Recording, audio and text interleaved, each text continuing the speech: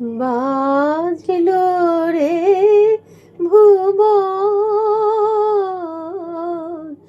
বাজল তোমার আলোর বেনু, মাতলো রে। এখন রেডি হয়ে গেছি আর চারিদিকে মহালয়া বাজছে।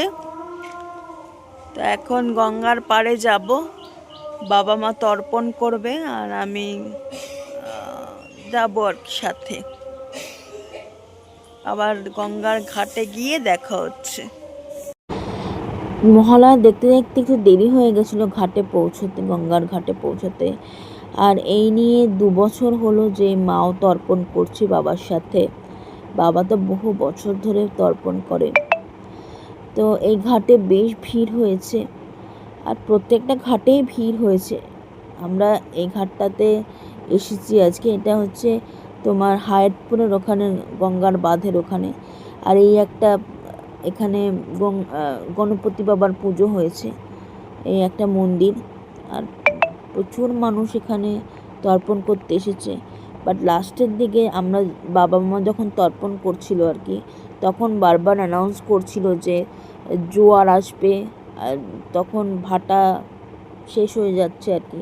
তারপরে বলছে বান আসবে, সেই জন্য সবাইকে উঠে আসতে বলছিল, সেই জন্য তর্পণটাও খুব দ্রুত হয়েছে আর কি। সেই জন্য আর এখানে কমিটি থেকে ব্যবস্থা করেছিল একটু কফি আর লুচির।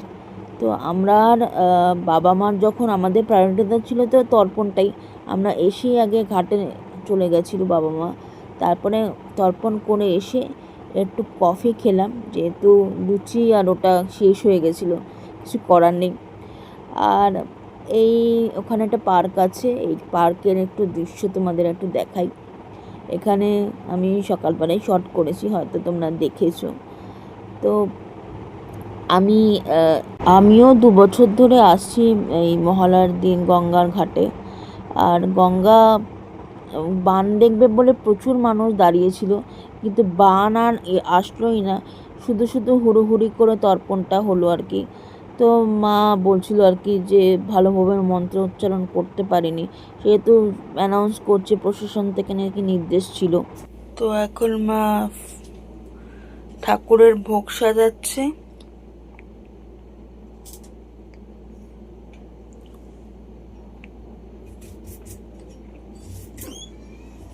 আর উপরে ঠাকুরকে স্নান করিয়ে ফুল দিয়ে সাজিয়ে দিয়েছে, শুধু ভোগ নিবেদনটা বাকি রয়েছে।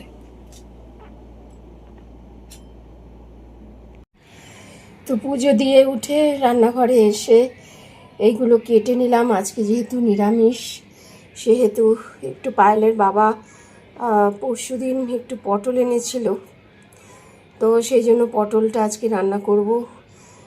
আর একটু আলুও কেটে রেখেছি, পটল আর আলু দিয়েই করব, একসাথেই করে নেব আর কি, একটু আলুর দমের মতো আর কি, মানে কষা করে আর কি করব। আর এখানে উচ্ছে কুমড়ো কেটেছি, আর এখানে পটলে দেবো বলে একটু টমেটো কুচি কেটে নিয়েছি। তো এখন রান্নাটা শুরু করব। বড্ড বেলা হয়ে গেছে, আজকে প্রচুর কেচেছি এসে, মানে সকালবেলা 1 রাউন্ড কেচে মেলে দিয়েছিলাম, গতকালেরগুলো কাঁচা ছিল সেগুলো শুকালাম। আজকে যেহেতু একদম খটখটে রোদ ছিল বলে, তবে এখন আবার একটু রোদটা চলে গেছে। তো আবার এসে গঙ্গা থেকে এসে পরে আবার জামা কাপড়গুলো ছিল সেগুলো কাচলাম, ঠাকুর দিলাম, এখন রান্না করতে আসলাম। তো এখন তাড়াতাড়ি রান্না করব।